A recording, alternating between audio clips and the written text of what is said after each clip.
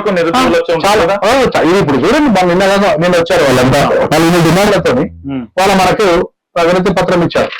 చూడండి వాళ్ళ డిమాండ్ ఇంకా ఇన్ని డిమాండ్లు ఉన్నాయి వాళ్ళవి. మరి నువ్వు దాంట్లో ఏమేం చెప్పినావు? ప్రతి ఎగ్జామ్ కు సవరిస్తా అన్నావు, గ్రూప్ 1 పెంచుతా అన్నావు, గ్రూప్ 2 గ్రూప్ 3 పెంచుతా అన్నావు, తర్వాత ఎగ్జామ్ కి మధ్యలో గ్యాప్ ఇస్తానన్నావు. కానీ 20 పెట్టినావు.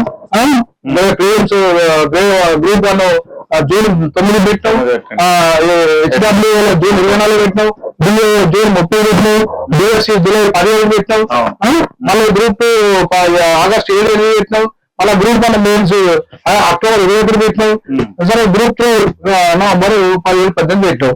మరి ఇప్పుడు గ్యాప్ ఎక్కడ ఉందండి వాళ్ళకి చదువుకోవడానికి? అందరూ నిరుద్యోగులకు 30 లక్షల మంది నిరుద్యోగులు ఉన్నారు. వాళ్ళు ఇప్పుడు దీంట్లో ఒక్కొక్క ఎగ్జామ్ రాయాలంటే 2 నెలల్లో ఫినిష్ అయిపోయి 2 నెలల్లో ఫినిష్ అయిపోతే అక్కడ ఇచ్చే ఉద్యోగాలు 5,000 6,000 మొత్తం కలిపితే 6,000 ఉద్యోగాలు ఇచ్చే ఉద్యోగాలు 6,000 కాదు 5,600. ఆ 5,600 ఉద్యోగాలకు నువ్వు 30-40 లక్షల మంది నిరుద్యోగులు ఉంటే వాళ్ళకి జాబ్ అయిపోతే వాళ్ళు ఏ రకంగా ప్రిపేర్ అవుతారు? నువ్వు ఇచ్చిన హామీ కదా ఇవన్నీ. మీరు వచ్చి ఇచ్చిన హామీలో మీరే తీసుకుంటే వాళ్ళందరికీ బస్సు యాత్రలు చేసేసి ఊరూరుగా తిప్పి వాళ్ళని అన్నామాలు తెలంగాణ జాగరణ తెలంగాణ అంటే 10 ఆగోర తెలంగాణ 10 ఆగోర తెలంగాణ అందుకు అదే గత 15 ఏళ్ళలో కొట్లాడినాం మేము. ఏ 10 ఆశించలేదు అర్థమైందా? ఏ 10 ఆశించలేదు. తెలంగాణ కోసం కొట్లాడినాం, ఇద్దరు కూడా కొట్లాడుతున్నాం. పదవులు అనేది శాస్త్రం కాదు. అడగకుండా పదవులు ఆఫర్ చేసిన రోజులు ఉన్నాయి. నాకు అడగకుండా పదవులు ఆఫర్ చేసిన రోజులు ఉన్నాయి. కానీ వీళ్ళు అట్లా పదవి కోసమే జాగో తెలంగాణ, పదవులు వస్తే ఆగో తెలంగాణ. అరే ఇదేం పద్ధతి అండి? నాకు అర్థం కాలే. మళ్ళీ ఇట్లాంటి తెలంగాణ ఉద్యమకారుల వల్ల ఏం జరుగుతుంది చెప్పండి? ఏం జరుగుతుంది? ఏం అడుగుతారు? అందుకే నేను ఏమంటున్నానా, ఇవాళ 93% ఉన్న విద్యార్థులారా, ముఖ్యంగా నేను ఈ 7% అగ్రకుల గురించి మాట్లాడుతున్నాను, అగ్రకుల పేదల గురించి కూడా మాట్లాడదలుచుకున్నా. అరే మీరంతా ఎవరికో 8% లేని వాళ్ళు ముఖ్యమంత్రులు అవుతారు, 5% లేని వాళ్ళు ముఖ్యమంత్రులు అవుతారు. అరే మీరెందుకు ముఖ్యమంత్రి కావద్దు అబ్బాయి? మీరు ఎందుకు ఎన్నికలు అపోర్ట్ చేయకూడదు? మీరు ఎందుకు రాజకీయ నిర్ణయం తీసుకోకూడదు అని చెప్పేసి నేను విద్యార్థులను అడుగుతున్నా. మీరు 5,000 ఉద్యోగాలలో 34 లక్షల మందికి ఏమొస్తాయన్నా? మీరు రాజకీయాలు తీసుకోండి. సర్పంచులు మొత్తం 14,000 గ్రామ పంచాయతీలు ఉన్నాయి. 14,000 గ్రామ పంచాయతీలు 14,000 మంది వస్తారు మీరు సర్పంచులుగా, ఎంపీటీసీలుగా, జడ్పీటీసీలుగా, తర్వాత ఇంకా రకరకాల పోస్టులు ఉన్నాయి తప్ప కదా. కోఆపరేటివ్ ఇది అన్ని కలిపి కొన్ని వేల మంది లక్షల పోస్టులు అయితే రాజకీయ పోస్టులు. అప్పుడు 5,000 ఉద్యోగాల కోసం కొట్లాడింది మీరు. మీరు ఒక రాజకీయ నిర్ణయం తీసుకుంటే అసలు జరిగినట్టుగా ఏం చెప్తారు సార్ ఈ చర్చ వేదిక ద్వారా రేవంత్ రెడ్డి? ఫైనల్ గా నేను ఒకటే చెప్పాల్సుకున్నా, ముఖ్యమంత్రి రేవంత్ రెడ్డి గారికి మేము ఒకటే ఇవాళ గౌరవ ప్రభుత్వం మీరు ప్రజా పరిపాలన అన్నారు ఒకటి, రెండవది సామాజిక న్యాయం అన్నారు, మూడవది సమన్యాయం అన్నారు. అంటే ఇవి చాలా కీలకమైన అంశాలు.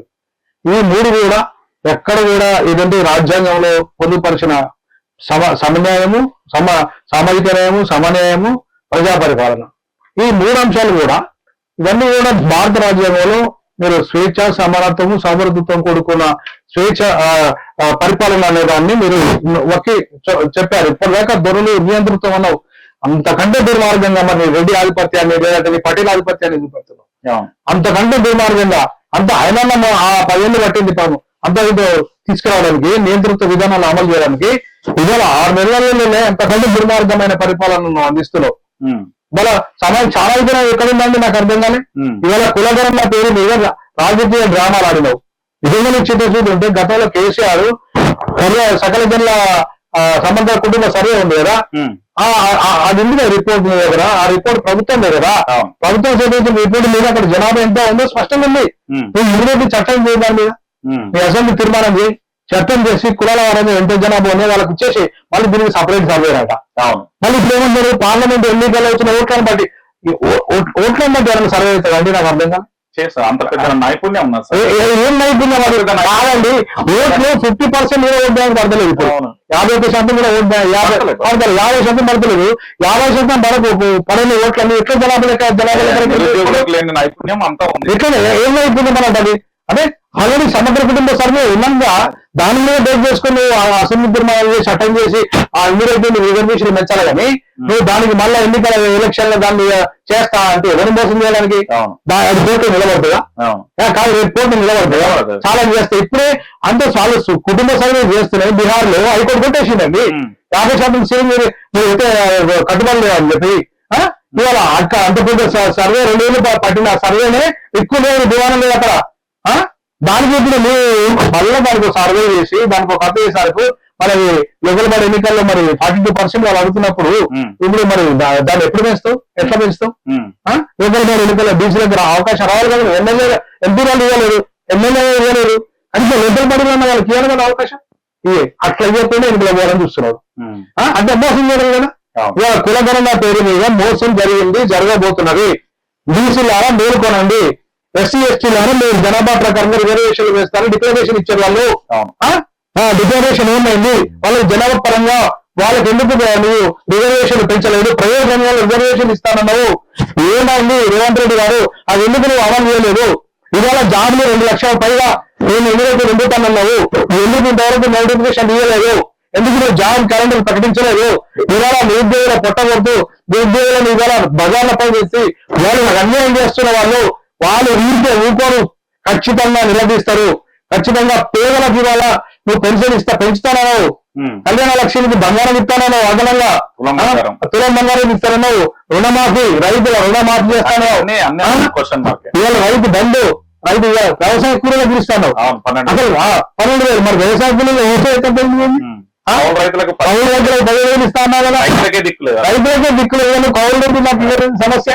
సో కాబట్టి ఇవన్నీ కూడా మోసపు హామీలు మాత్రమే, అధికారాన్ని సంపాదించుకునే హామీలు మాత్రమే. కాబట్టి ఖచ్చితంగా ఇవాళ ఈ అధికారాన్ని కోసం అనేక రకాల అబద్ధపు హామీలు ఇచ్చిన రేవంత్ రెడ్డిని ఇవాళ ప్రజాస్వామ్యాన్ని గౌరవించే ఆంజనేయులు మురళి, ప్రొఫెసర్ భూవన్ రామ్, మీరు అనేక ప్రజాస్వామ్య వర్గాలని మాట్లాడారు కదా. ఇదే నా ప్రజాస్వామ్యం సామాజిక తెలంగాణ గురించి మాట్లాడారు కదా. ఇదే నా సామాజిక తెలంగాణ అంటే, ఇదే నా సమన్వయం అంటే. సమన్వయం అంటే ఓన్లీ రేవంత్ రెడ్డి ముఖ్యమంత్రి ఉప ముఖ్యమంత్రి కాన్స్టిట్యూన్సీలలో మాత్రమే బడ్జెట్ ఇవ్వవా? సమన్వయం అంటే లేకపోతే అందరికీ దాని అంతమందిని గెలిపించారండి. ఎక్కడ ఖమ్మం జిల్లా పెళ్లిరెడ్డి దాంట్లో అట్లా అంతమంది నల్గొండలో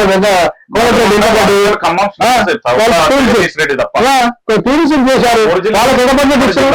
వాళ్ళకి ఎంత బడ్జెట్ ఇస్తున్నావు? వాళ్ళకి ఎన్ని అవకాశాలు ఇస్తున్నావు? తీసుకొచ్చి ఇక్కడ డిప్యూటీ సీఎం తీసుకుంటున్నా, ఆయన తీసుకుంటున్నా, ముఖ్యమంత్రి తీసుకుంటున్నా.